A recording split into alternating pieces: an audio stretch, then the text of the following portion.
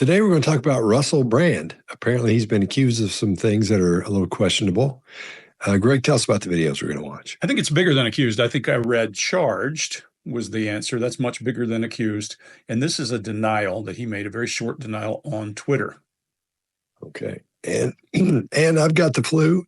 So the cough wasn't timed. That's not fake. It seemed like it was timed just for that. But so I'm going to lay out on this one because I've been asleep until about 3 minutes before this, and I was late getting here. If Greg hadn't woken me up, I still wouldn't be here. All right, here we go. Hello. Firstly, thank you for these incredible and overwhelming messages of support. We're very fortunate in a way to live in a time where there's so little trust in the British government. We're very fortunate, I suppose, that this is happening at a time where we know that the law has become a kind of weapon to be used against people, institutions, and sometimes entire nations that will not accept and tolerate levels of corruption that are unprecedented. I'm speaking particularly to those of you that are watching this in the UK. How do you feel about your legal system right now? How do you feel about some of the high-profile cases that are not being pursued and prosecuted? How do you feel that the Southport murders were handled? How do you feel about the government of Keir Starmer? All right, Mark, what do you got?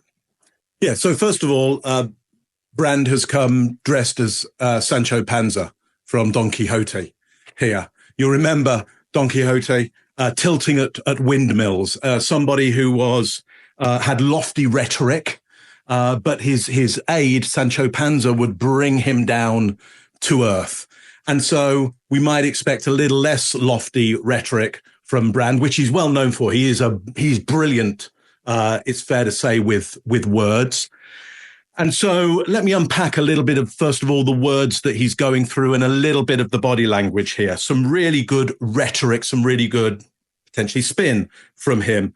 First of all, he talks about the messages of support, incredible and overwhelming. So thank you for that. So everything is framed before he does his response. And as Greg, as you were saying, a denial, he first of all says, look, everybody's been talking to me and supporting me. So that would make anybody feel who's not in that frame of mind already, maybe I'm in the wrong frame of mind here. Maybe I should be a supporter. Then there's a beautiful reversal here. We're very fortunate, he says, and he says this twice, to be in a time when there is so little trust in the British government. That's a great reversal. Surely that's not a fortunate situation. He's saying, yeah, we are fortunate. And who are we? Who's the we that we're talking about, that it would be fortunate for there to be so little trust in the British government? Very fortunate. We know that the law, and he stresses law, has become a weapon. So he now uses a metaphor here of the law as a weapon and how fortunate we are to live in this world where the law is a weapon. And he says exactly who this is being used against: people who will not tolerate corruption. So he's setting us up to view the world of he's supported by many, and we can agree that we live in this world where the law is used against people, I would guess he's saying, like him, who see this corruption. He then gives a string of these corruptions: the legal system, high-profile cases, brings in the Southport murders, and brings in Starmer as well. So lumps a whole bunch of things together. Great piece of rhetoric here. How do you feel? How do you feel? How do you feel? How do you feel? Four times there. So some ethos there, some pathos there as well. So beautiful bits of rhetoric and lots of eyebrow raises throughout this to bring us in, to get us engaged with him, and to bring us onto his side. He says at the end of it all, this is that's just a general context. That's just a general context. It's quite a specific context, I would say. I think he's laid down quite a specific context for us to see what's going to come next. He's not asking us to question the metaphors that he's putting forward. He's not asking us to question the context that he's placed us in and critically think that. He's asking us to accept these things. Well, we could accept them because they might be true, or they may not be true, or there may be some elements of truth and deception around all of it. Greg. Every time we do this program, we're trying to give you a set of skills that are usable to protect yourself from people who are unscrupulous. But when you're dealing with crime on the internet, it's a different story. Those are not easy for most of us to pick up on. I've taught for many years that trust, hope, faith, and believe are great church words, but not good for strategy. For strategy, you need to take action. Bank of America recently announced a data breach, and here's what's really disturbing. They didn't tell anybody for 9 months. On average, it takes a company 277 days to report a breach of your personal data. And last year, Citigroup and JP Morgan Chase both announced breaches. Your bank could be breached right now, and you could be months from learning about it. Do you really want to give a criminal a 9-month head start? That's why for us, it's an important time to be talking about today's sponsor, Oura. Oura alerts me if they find my phone number, email, or social security number on the dark web. They're going to let me know fast if anyone tries to use this information to access my credit or bank accounts through an app on my phone. They also give me $5 million in identity theft insurance should the worst case scenario happen. They also provide a bunch of other features to keep you safe online, all inside one app. You can go to our link today at aura.com/TBP to try for 14 days free. That will give Oura enough time to find out if your personal data is exposed, and you'll learn about it before these companies are forced to notify you. I recommend you do this right now because the only thing most of these companies are going to do to help you is to offer free credit monitoring after the fact. So at least you'll know you're in trouble next time. But if you still haven't been a victim of fraud yet and you still feel lucky, are you going to keep rolling the dice? If you haven't done anything because it feels overwhelming, let Oura do the hard work for you. I'm not leaving myself and my family vulnerable to these data breaches. And if you don't want to either, you can go to aura.com/TBP.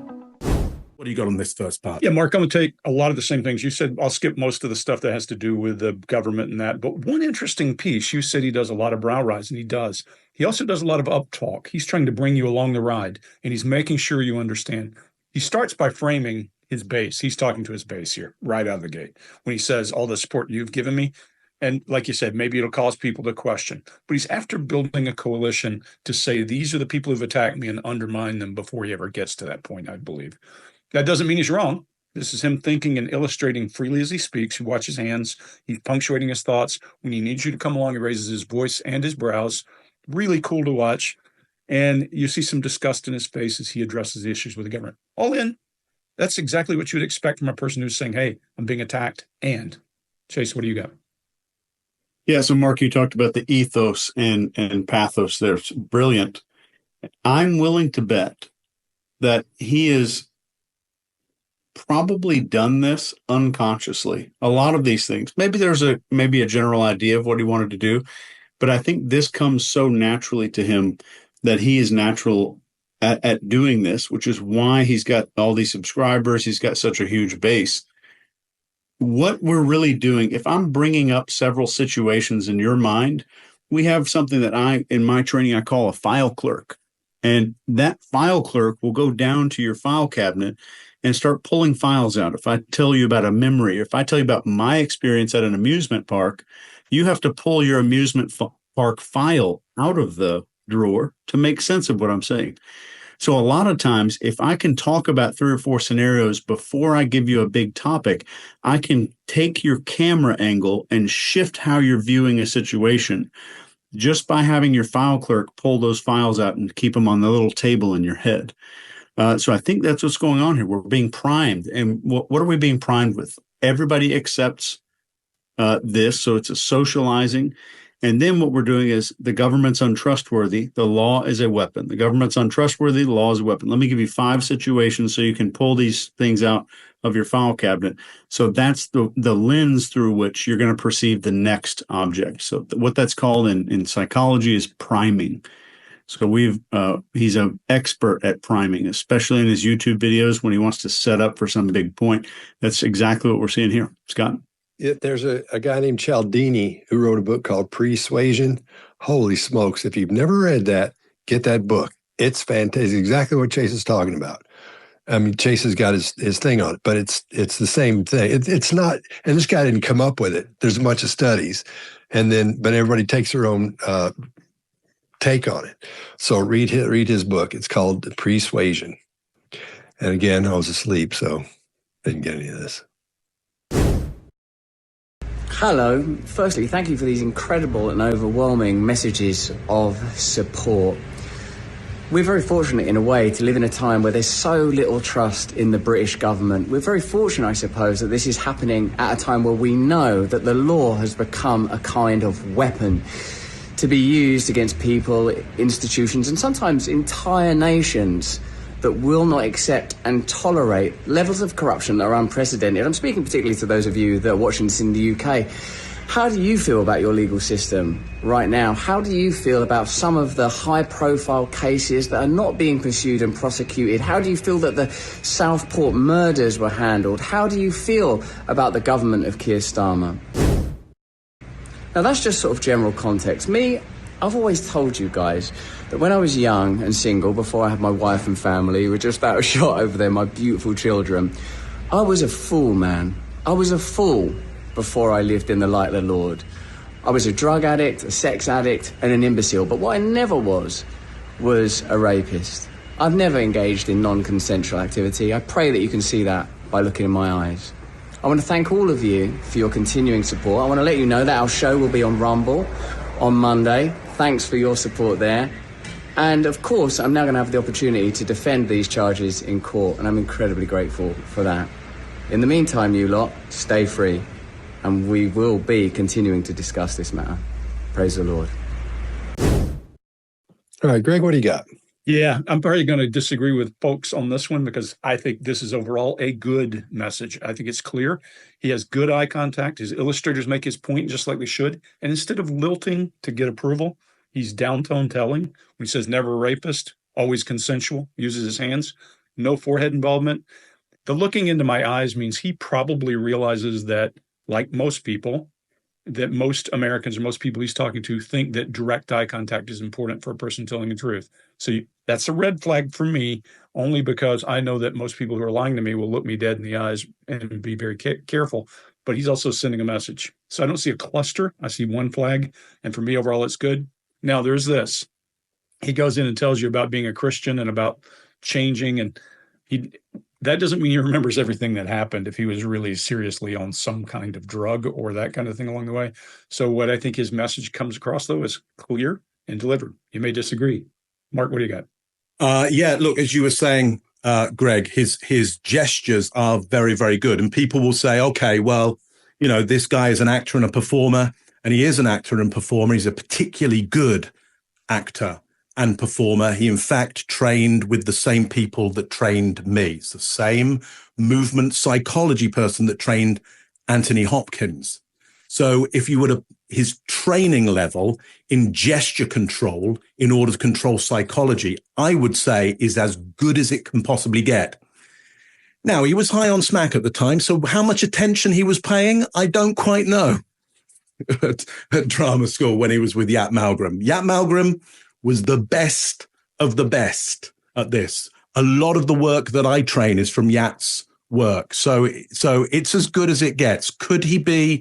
Is he going to be a good enough performer to be able to put one over on most people? If he wanted to, I would say yes. And he's not under any great stress of questioning here. He's in command of everything. So I am just going to put that in there.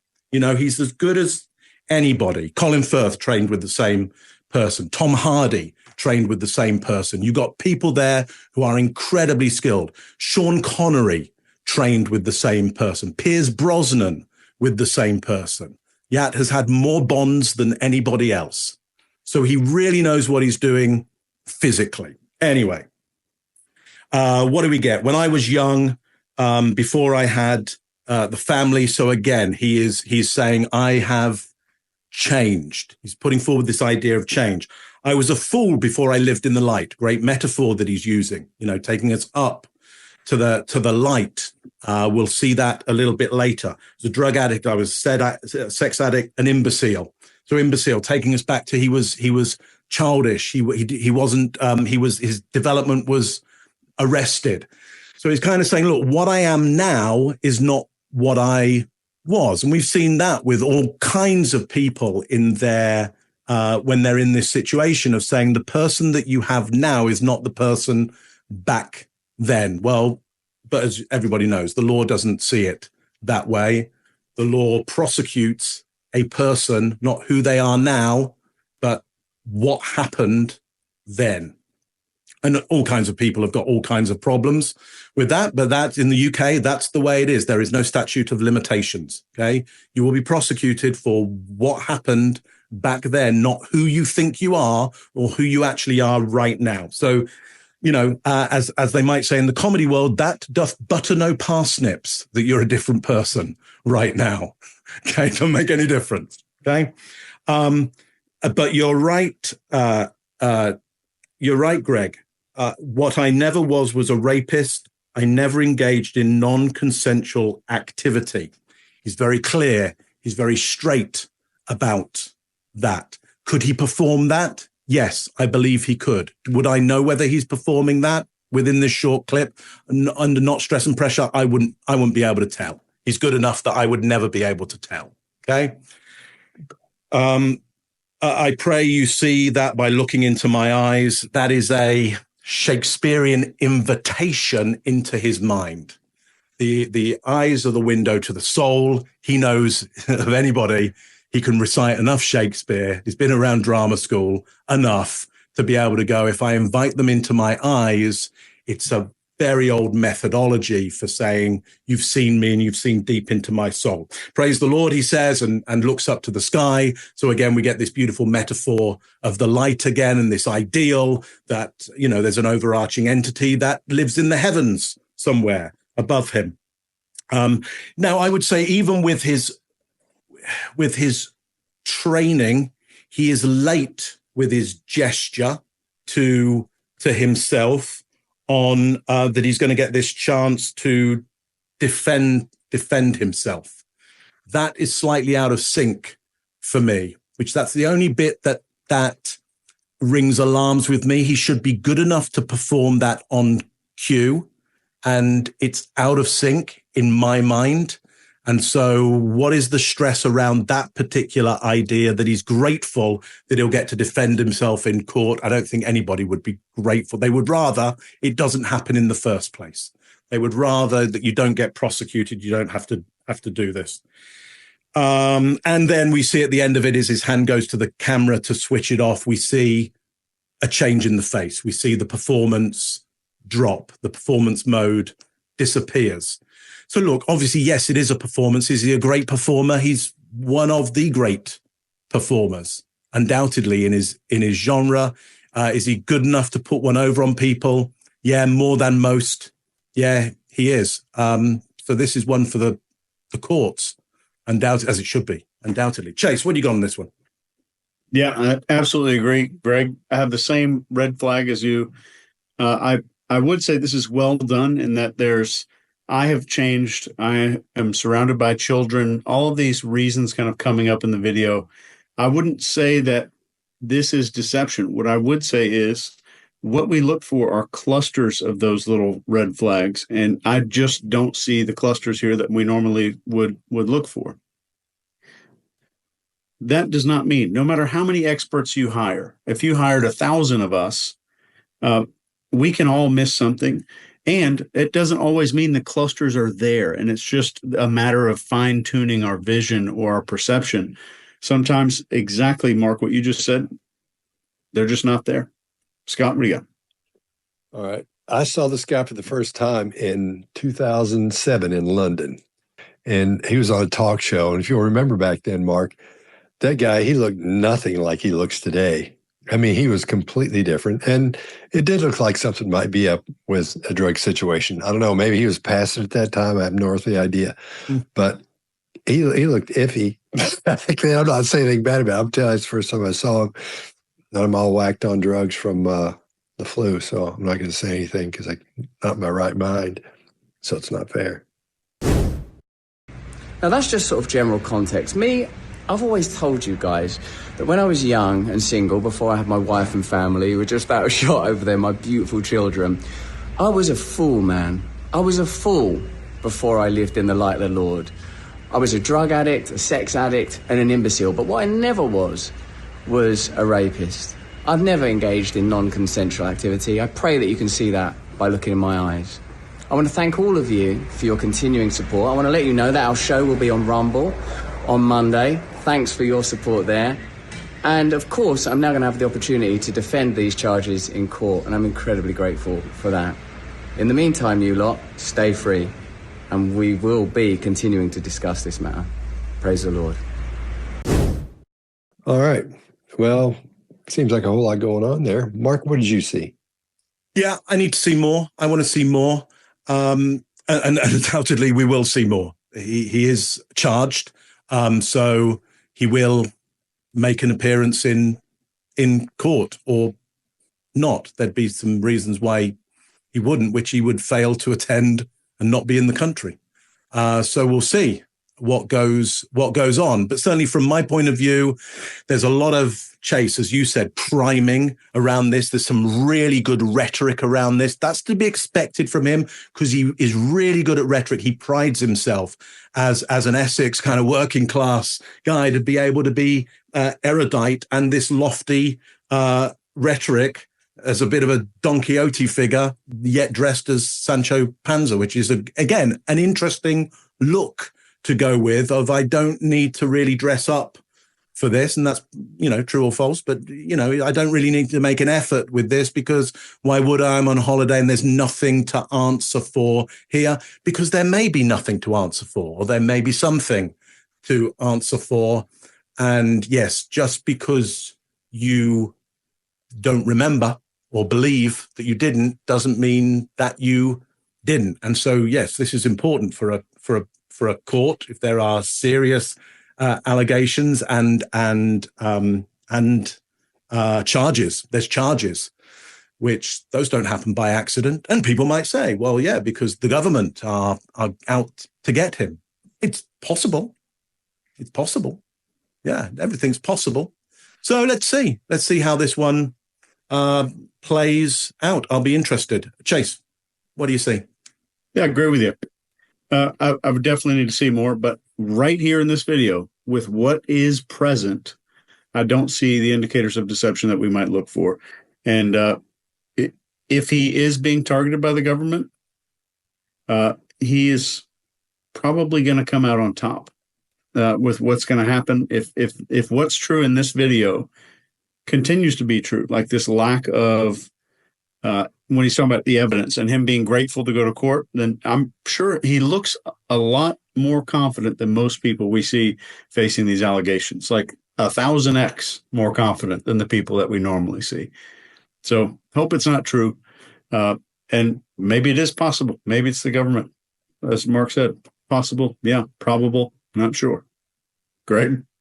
Yeah, the good thing here is we got to see him convincing us by using his brow a whole lot and then suddenly go to telling. Well, if he's doing that, Mark, I know acting changes the whole internal process and you're not pretending, you're acting. There's a very big difference in the two. Bad actors are pretending, good actors aren't. And if he's that good, then there's always that possibility. But I'm with you, Chase. There's a red flag I noticed. I said it the other night on the show. I saw a red flag. But if I'm keenly aware that you think I should be making eye contact when I deny something, I'm going to make eye contact. That's human nature. So I think we don't see a cluster. We see one red flag. And I think he looks truthful, looks credible. Scott, what do you got? All right. For me, just the first shot at looking at it, it's a little iffy because there's not enough there to really. We don't have much of a baseline, except for if you know him from the past and all that, unless you watch a show. So, like you guys are talking about, he's a great actor, really good, and he speaks very well. He's super smart. I mean, that guy is really intelligent. So, from my perspective, having just watched it the one time, I can't make a call on that because I just can't do it right now. But I think this was another good one, fellas, and we'll see you next time.